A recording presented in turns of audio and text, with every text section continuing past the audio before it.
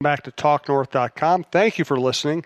If you can, please download before you listen. It helps our business. I'd also like to thank our producer, Brandon Morton, and let you know if you'd like to sponsor this program or any of the programs on the network, you can reach me at jsouhan47@gmail.com.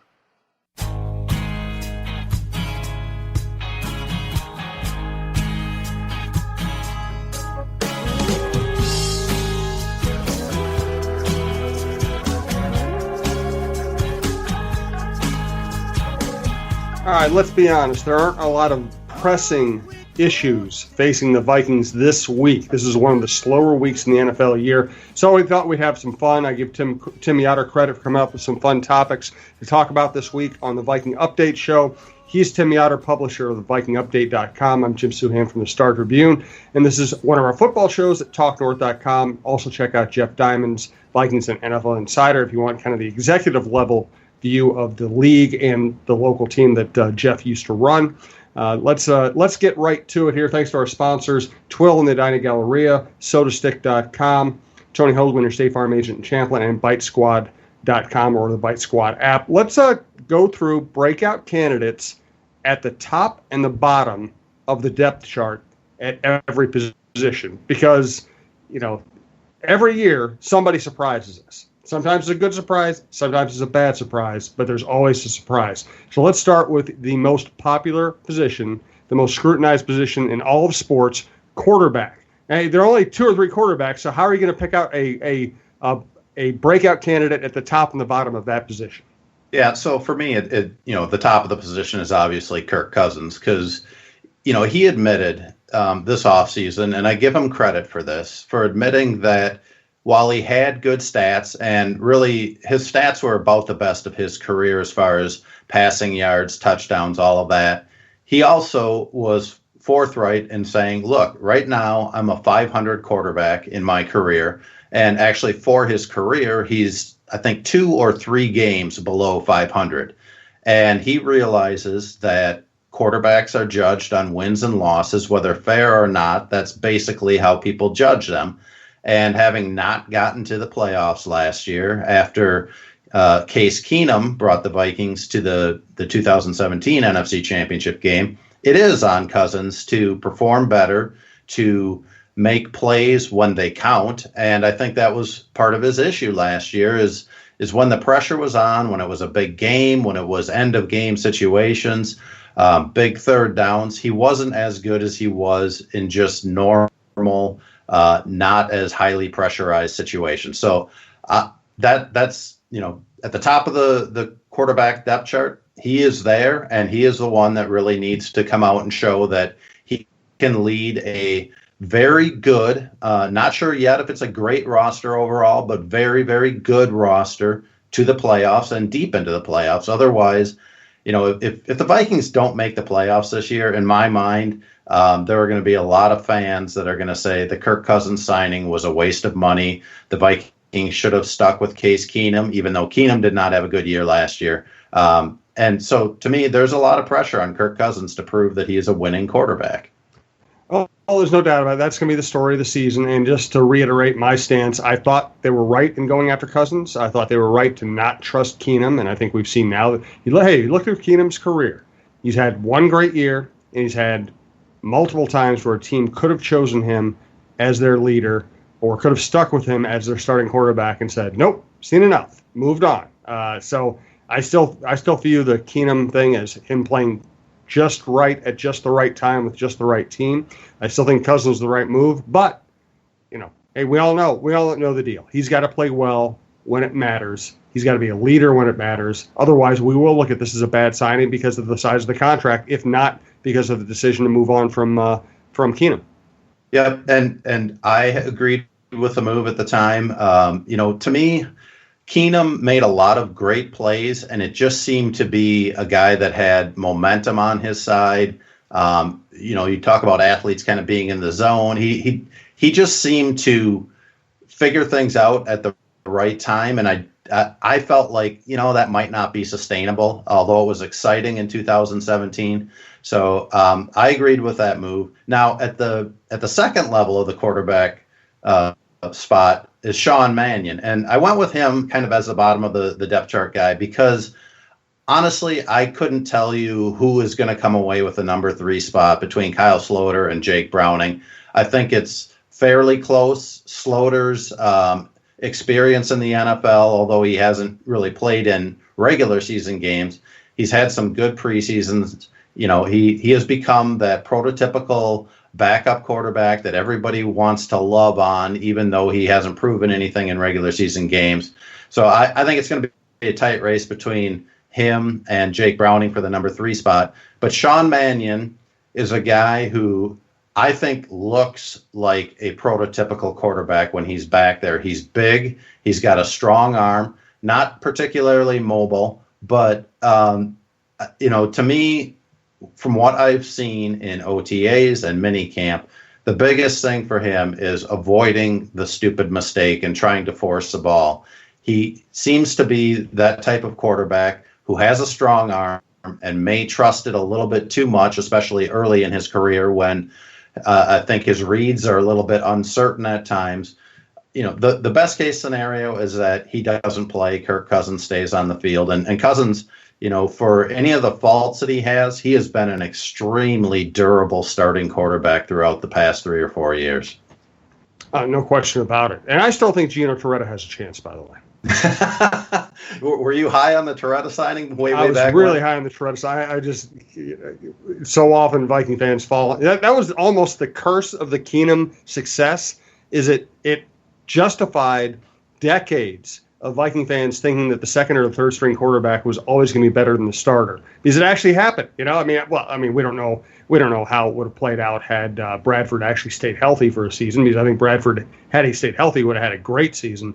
But it was justification of everybody who fell in love with Gino Torretta. Everybody fell in love with anybody. Sean Salisbury, I remember the big Sean Salisbury push.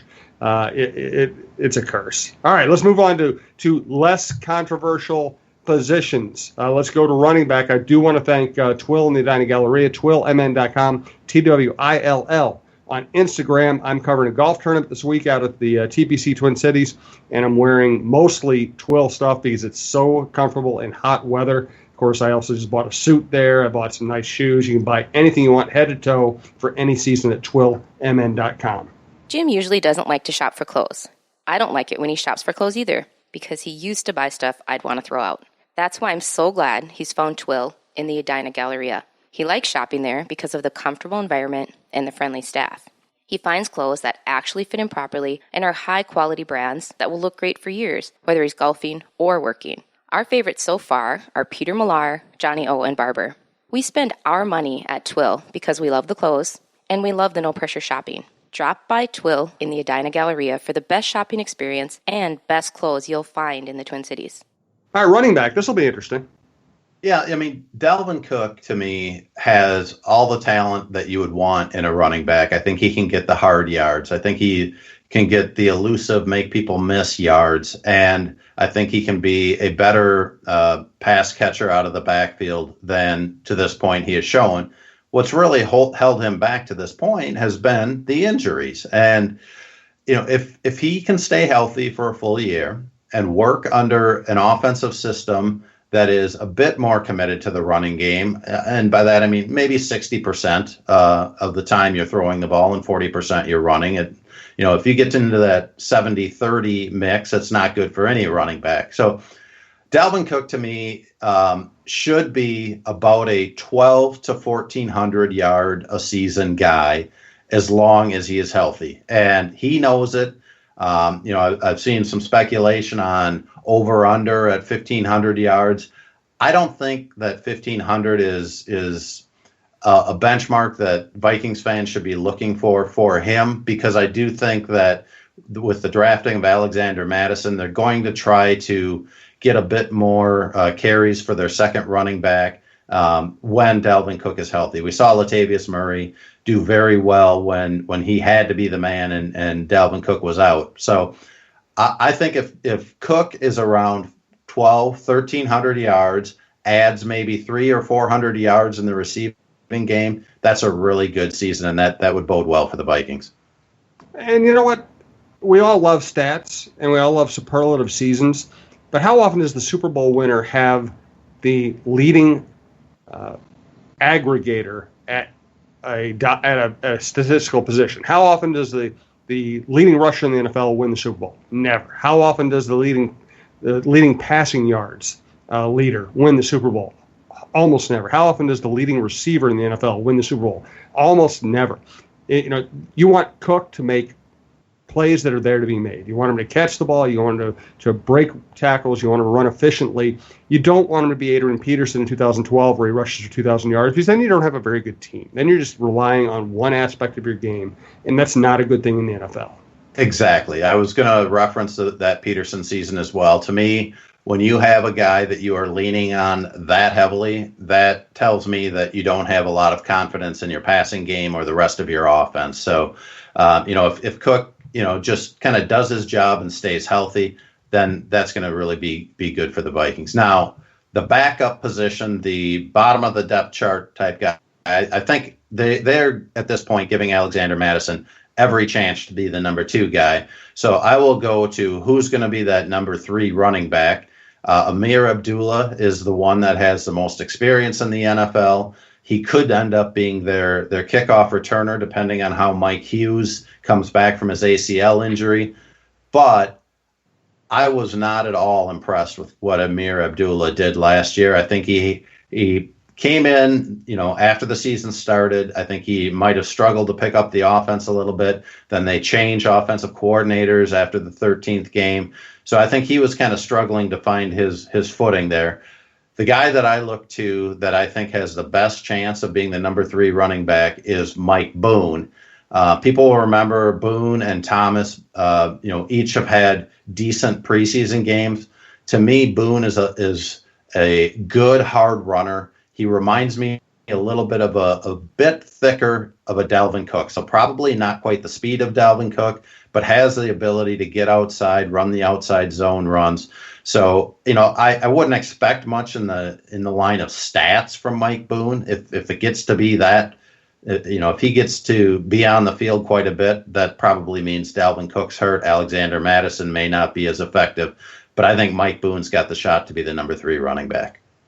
Yeah, I still like Boone. And I liked what I saw out of Rock Thomas last year, especially preseason, but it was preseason. And he had some big openings and he took advantage of them. I think Boone has probably a little more upside and has had fewer problems, so that's probably a pretty easy call. Let's go to tight ends real quickly. Yeah, and Kyle Rudolph, to me, it seems like every year when we talk about a new offensive coordinator, and let's face it, the Vikings have had too many offensive coordinators over the last 5 years, that every time there's a new offensive coordinator, people go to Kyle Rudolph and say, boy, this guy really used the tight end. How do you think you're going to do this year? And he's all excited about becoming more involved in the offense. And it really hasn't happened to a big degree. It's generally been fairly consistent 500, 600, 700-yard seasons for Kyle Rudolph. This year, however, I think that if they are committed to using more tight ends on the field at the same time with Irv Smith Jr., if you have a good slot receiver in there, I think that can take some pressure off of teams kind of trying to bracket Rudolph in the middle. And if Kirk Cousins is looking his way a little bit more, I felt like at times last year, perhaps Cousins got a little too focused on Thielen or Diggs and kind of forgot about Rudolph. And so I think Rudolph should be a guy that is fairly consistently 700 to 800 yards a season. And, I would hope that in this new offense that Cousins is looking his way a little bit more. How about on the back end of the tight end depth chart? Yeah, and so Irv Smith is set up to be the number 2 guy at this point. And David Morgan is the one that they have used a lot as their number 2 tight end before getting Irv Smith. But I believe that the coaching staff was pretty impressed with what Tyler Conklin was able to do. Sort of a mid-round guy who was kind of pushed to the background, had some injury issues. If he can stay healthy, I think he has got the chance to be a decent pass-catching tight end. Not really ever a starter in the NFL, but I think if he can work himself into a number 3 role with the Vikings this year, be there next year, I think he's got a shot, whether it's with the Vikings or another team, to be a number 2 tight end. He doesn't have the build of